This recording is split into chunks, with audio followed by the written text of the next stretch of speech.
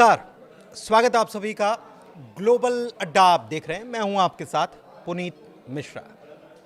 2 साल के भीषण युद्ध का खामियाजा अगर किसी ने भुगता है तो वो है गाजा।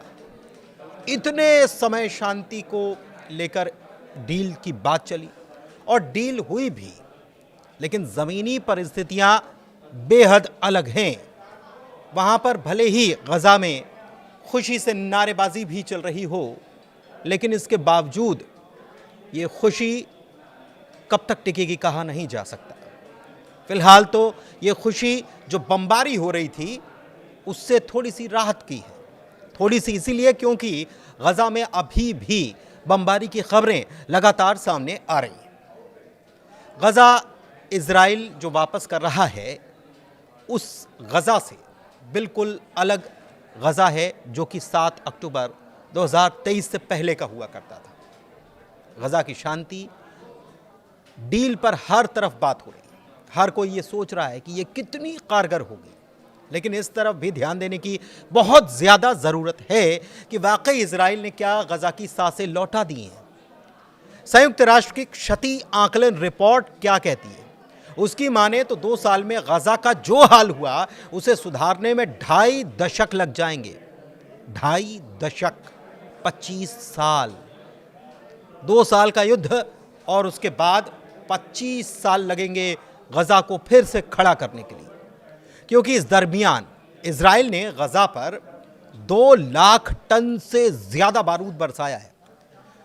और अगर ऐसे देखा जाए कि हिरोशिमा पर अमेरिका ने जो बम गिराया था, अगर उससे उसकी तुलना की जाए तो 13 गुना ज्यादा है। कितना? 13 गुना। 13 गुना ज्यादा बारूद बरसा दिया। और इससे समझ में आ सकता है कि वहां पर हाल क्या है।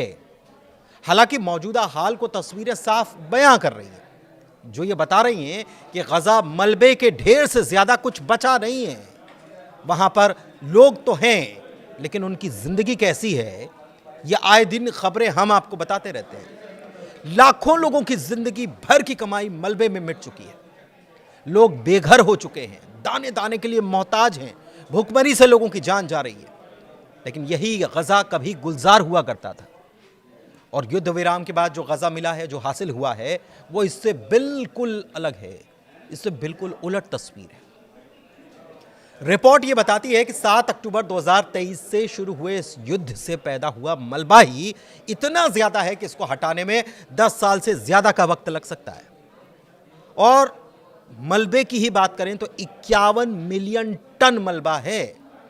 यह अनुमान ही है, किसी ने तौला नहीं है। लेकिन इसे हटाने की लागत कितनी आएगी? 1.2 ट्रिलियन अमेरिकी डॉलर लागत आएगी। कभी बाजारों, ऊंची इमारतों और समंदर के तट से गुलजार रहने वाले गाजा की 80% इमारतें जमींदोज हो चुकी हैं, खत्म हो चुकी हैं। 90% स्कूल तबाह हो चुके हैं। 94% अस्पताल बर्बाद हो गए, और बची हुई 90% आबादी तंबू तान कर रहने के लिए मजबूर है। और वो भी अभी तक तो जो हाल था कि पता नहीं कब कहां से हमला हो जाए, कब कहां से ड्रोन आ गिरे या मिसाइल या बम गिर जाए, गोला दाग दिया जाए। क्योंकि इजरायली हमलों ने घर तो छोड़े ही नहीं। इतना ही नहीं, कभी सब्जियों के लिए आदर्श माना जाता था गाजा और उसकी ज़मीन को। संतरे, स्ट्रॉबेरी, टमाटर, बैंगन, खीरे, कई प्रकार की सब्जियां, जैतून के बाग हुआ करते थे। और अब ज़मीन हो गई है बंजर। और अगले 25 साल तक आलम यह है कि फूल तो छोड़िए, घास फूस तो छोड़िए, धतूरा तक नहीं हो पाए। जमीन की बारूदी गंध जाने और उर्वरक क्षमता वापस लाने में भी सालों लग जाएंगे। युद्ध से पहले खेती की बात की जाए तो साल 2022 में गाजा के निर्यात का 1/3 हिस्सा स्ट्रॉबेरी जैसे फल थे। इसके अलावा टमाटर और खीरे का भी खूब निर्यात यहां से होता था। अल जजीरा की रिपोर्ट बताती है कि बैंगन, तरोई, मिर्च, आलू, शकरकंद, मीठी मिर्च को भी गाजा से बाहर भेजा जाता था। पूरे 2 साल के युद्ध में इजराइल के हमलों ने फिलिस्तीन में 67,000 लोगों की जान ली है। गाजा में ये वो आंकड़े हैं जो गिने जा सकते हैं। जो मलबे के नीचे दबकर मर गए उनका कोई पता नहीं, उनकी संख्या भी हजारों में है, लेकिन गिनी नहीं जा सकी। मलबा हटेगा तब पता चलेगा। मरने वालों में 20,000 बच्चे हैं। पिछले 24 महीने में हर घंटे एक बच्चे की जान गई है। गजा में घोषित रूप से भूखमरी के हालात हैं और कुपोषण की ऐसी ऐसी तस्वीर आ चुकी है कि किसी का भी देख कर दिल दहल जाएगा। यूनिसेफ की रिपोर्ट बताती है कि गजा के करीब 4,000 बच्चे ऐसे हैं जिनके कम से कम एक हाथ या पैर ही नहीं है, अपने हाथ पैर गंवा दिए। 1,69,000 से ज्यादा लोग जख्मी हालत में जी रहे हैं और 459 लोगों की भूख की वजह से जान गई, जिसमें 154 बच्चे हैं। और कहने को ये पीस डील भले ही हो गई, लेकिन गजा के पास इस पीस डील के बाद भी वो नहीं है जो पहले हुआ करता था। दूसरी तरफ एक डर अब सता रहा है। वो डर ये है कि क्या ये पीस डील, शांति की डील, अपने अंजाम तक पहुंच पाएगी। नेतन्याहू क्या इसके बाद रुक जाएंगे? क्योंकि वो नेतन्याहू ही हैं जिन्होंने अपने सैन्य कमांडर की बात को न मानते हुए गजा सिटी पर ऑपरेशन लॉन्च करने के लिए दबाव बनाया था और ऑपरेशन लॉन्च करवाया था। और वो भी नेतन्याहू ही थे जिनका मकसद पूरे गजा को कंट्रोल में लेना था, कब्जा करना था और यहां पर इजरायली बस्ती बसाने का उनका प्लान था। लेकिन जिस जिद की वजह से अब तक गजा जलता रहा, उस जिद को छोड़ना क्या नेतन्याहू के लिए आसान हो चुका है? सत्ता का प्रेशर है सो अलग, या फिर कहें कि हमास के लिए आसान हो गया क्योंकि पहले भी बंधकों को छुड़ाने के लिए एक डील दोनों के बीच हो चुकी है, वो टूट भी चुकी है। लेकिन उसके बाद हुआ क्या, पूरी दुनिया ने देखा है।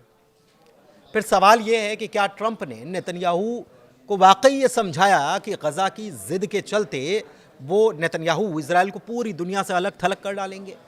ये सवाल इसलिए है और उठना भी जरूरी है क्योंकि ट्रंप ने ही नेतन्याहू के साथ गजा में गजा टावर बनाने का प्लान बना लिया था। दूसरी तरफ सवाल यह भी है कि अगर सब कुछ ठीक तरीके से चला भी तो आगे गजा का क्या होगा? 10 सालों तक मलबा ही उठेगा तो फिर गजा फिर से कब खड़ा हो पाएगा? कहा यह जा रहा है कि गजा को फिर से बनाने के लिए 50 से 53 अरब डॉलर का खर्च आएगा, जिसमें गल्फ कंट्रीज की तरफ से खर्च उठाया जाएगा। इसके अलावा EU, America, UN, world bank, चीन और दूसरे अरब देशों से भी मदद ली जाएगी। ये सारे देश वर्ल्ड बैंक की निगरानी वाले ट्रस्ट फंड के माध्यम से योगदान करने का काम करेंगे। तो आपको क्या लगता है कि गजा ने जो बर्बादी देखी उसके बाद शांति हो पाएगी? क्या इजराइल मान जाएगा या फिर हमास मान जाएगा? हमास हथियार छोड़ने के लिए तैयार होगा तो क्या सत्ता से भी दूर रह पाएगा? सवाल अब भी कई सारे हैं जो गजा के लोगों के मन में डर बनाए हुए हैं कि कल क्या होगा। बातें तो खूब हो रही हैं, अच्छी हो रही हैं, जश्न भी बना लेते हैं, क्या पता कल किसने देखा हो ना देखा। धन्यवाद।